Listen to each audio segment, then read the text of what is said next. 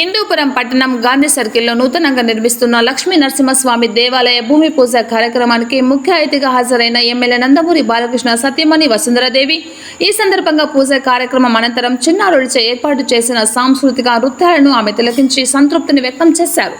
MLA Nandamuri Balakrishna Satyamani Vasundhara Devi ఎంతో దృఢ సంకల్పంతో స్వామివారికి పూజలు గావించి ఆలయ నిర్మాణం కోసం హుండీలోకి కానుకలు వేసి తమ భక్తిని చాటుకున్నారు.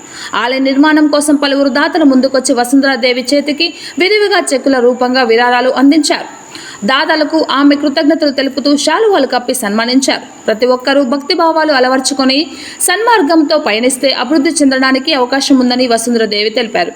పట్టణం నడిబొడ్డున దాతల సహకారంతో శ్రీ లక్ష్మీ నరసింహస్వామి దేవాలయం నిర్మించడం చాలా సంతోషమని, త్వరగతిన పూర్తి అయ్యి భక్తుల పాలిట కొంగు బంగారం కావాలని ఆమె ఆకాంక్షించారు.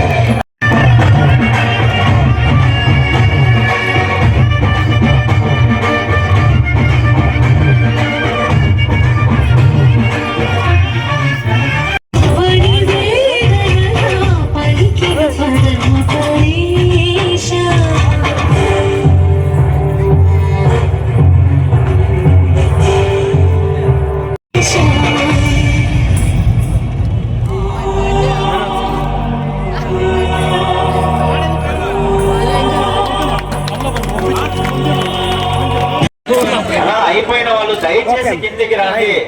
చెప్పులు ఇచ్చే వాళ్ళు ఎవరైనా ఉంటే పైన ఉండండి. దాతలు ఎవరైనా